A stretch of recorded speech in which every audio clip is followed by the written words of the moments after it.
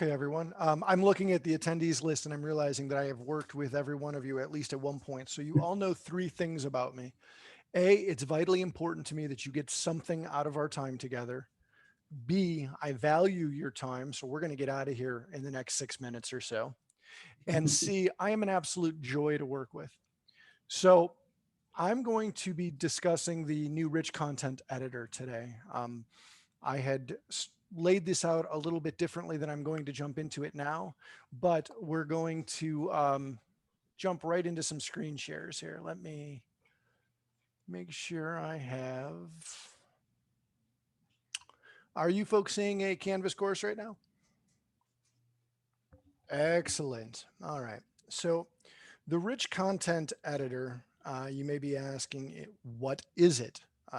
Well, if you have ever created an announcement, an assignment, a discussion, a page, or a quiz within Can it be Canvas. bigger, Joe? Joe, I'm blind, blind, blind. This has to be bigger. Mhm. So if you've ever made pretty much anything within Canvas, you've used the rich content editor. And until now, well, until the middle of January, I'm going into a Canvas page right now, and I'm going to click edit. These tools right here are what the rich content editor have looked like. Um, you have the title of your page that shows up. You have the area in this right here where the content is displayed.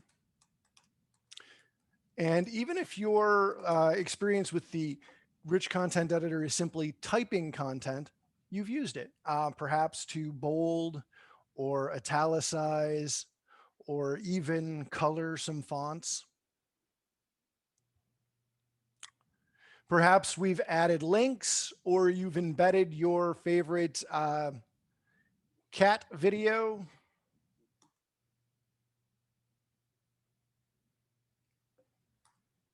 into a page.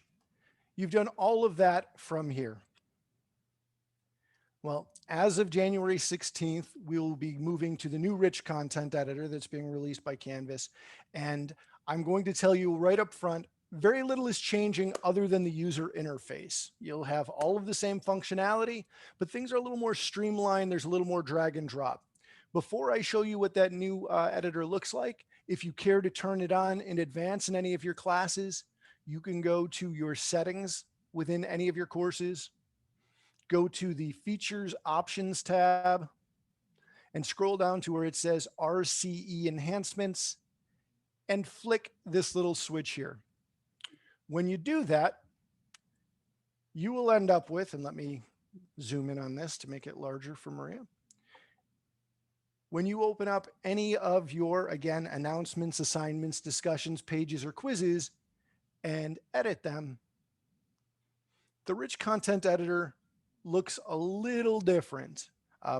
In my humble opinion, it looks a little better. There's a bit of redundancy. Your editing options for cut, copy, and paste can be found here as well as in other places. Your view options, your insert options is where you see some of the most redundancy because as you see the link, image, media, and document options, they also appear over here. Before, there were plugins that would fall under a little blue chevron. Well, now those plugins are actually represented by a plug, and this is where you can find your films on demand, YouTube. You can even search for more, like Khan Academy and other tools if you know what you're looking for. Um, Again, most of this hasn't changed, and I had hoped to show some of these in greater detail. But some of the things I do want to make sure that you see before our time together ends is the drag and drop functionality that now comes of this. For instance, if we want to import an image into our page, it's simply the image option. We can go to, if we don't already have the image in the course, we can get this lovely drag and drop window from which we can bring in our picture,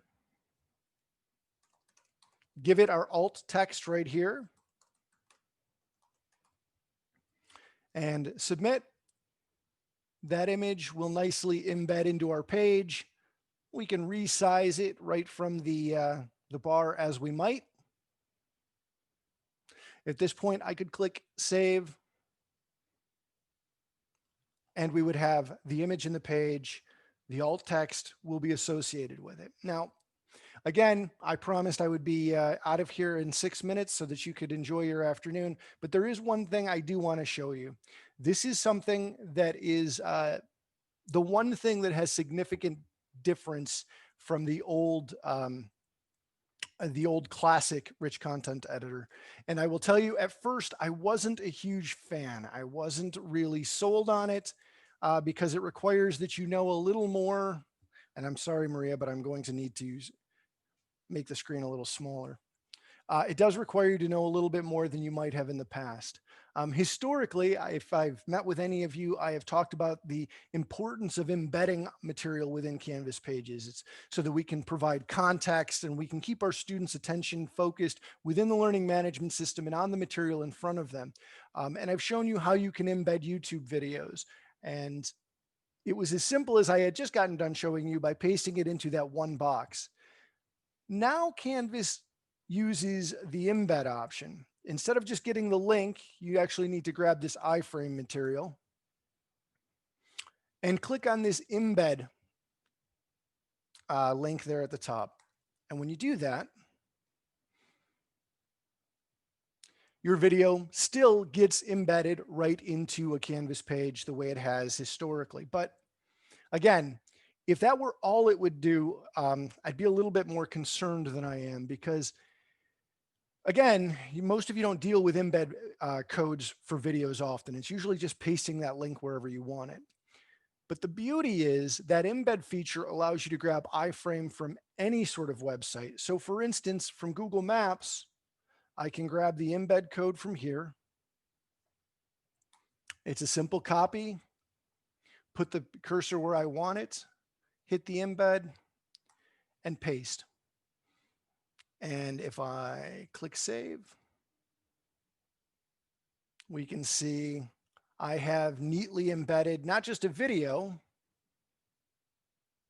but we've got the functionality of an entire Google map here. And this can be done with any place. The Weather Channel has interactive weather maps, and there are sites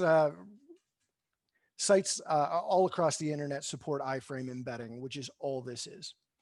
The last things I wanted to make sure that I shared with you are, and I'm going to stop sharing for a moment so we can go back into chat.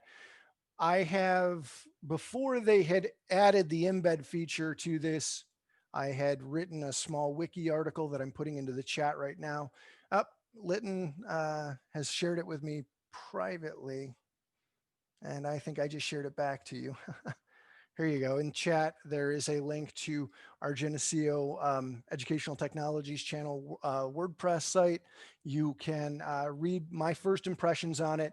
The first impressions there were a little skewed because I didn't have an opportunity to play with the embed editor at that time. They actually added the embed editor about 24 hours after I did that review. So I just went back and made a quick note of it in there. As always, anyone who cares to meet with me for any sort of instructional design tips, tricks, or whatnot can schedule time with me at my You Can Book Me link that is there below. I'm going to reshare my screen and open to any questions, comments, credos, poems, or concerns you might have about this very brief introduction to the rich content editor. And I suppose I should point out I can't see the chat right now. Does anyone have any questions or concerns? And I've gone over my 6 minutes. I lied to you folks. I feel terrible about it. Ala, I believe that in JSTOR they use a lot of iframe options as well that you should be able to reproduce into pages. So if you're still using JSTOR extensively, that should be something going. Okay, this thank you. this looks great. Thanks so much for sharing it. And I agree that a more streamlined interface is a real plus. And it looks like there's enough of a payoff in exchange for having to copy all that iframe code from a location you want to embed, that it's worth it. Quick question Yeah. about something that is now gone, but as you went over the interface, I thought I saw the equivalent flash by, but there's no longer a link to the HTML editor. It looked like in that view There menu, is. Yes. there Yes. was a Thank you for view calling right that out. mode, something like that. Do you see down in the, can you still see my screen in the lower right-hand corner? Where my Yes. Okay, I see it there. There it Yep, is. There okay. it is. Now, most of my faculty, Paul, unfortunately, are not very comfortable using the HTML editor, which is why I'm pointing more to that embed area. I was struggling with the notion of having to go from being able to put the link into one thing as opposed to having to know something about iframe embedding. But this embed option really is an excellent trade-off. Having to know one additional small thing really can make your life a lot easier. Yeah. Since we're here and Paul has me talking, you can thank Paul for this. I will show you that historically I've gotten on folks about making sure that they use the auto open inline preview of their documents to embed a document to make sure that it is as visible to your least apt students as possible. So if I were to embed my syllabus here, you see we get the typical link. But now when I click on it, I don't have to know anything about this. So the one thing that you have to learn about embed, you can forget about your link options, because when I click on this, I get a link options right there. The right-hand side gives me direct access to the auto open inline preview. I can click done and save my page.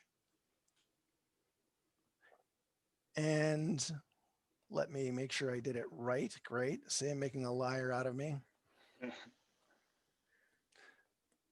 There we go. That should do it. There we go. So the options are clearly visible right there.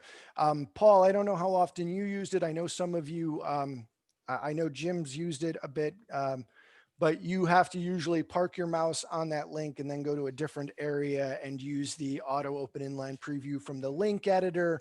And you're navigating some silly looking chain link icon that, unless you're into HTML editing, you don't necessarily associate with links and how it makes them. So the interface is far more streamlined. It is far more intuitive. There, like I said, you need to know that one additional thing, but you can forget probably in retrospect about a half a dozen other things.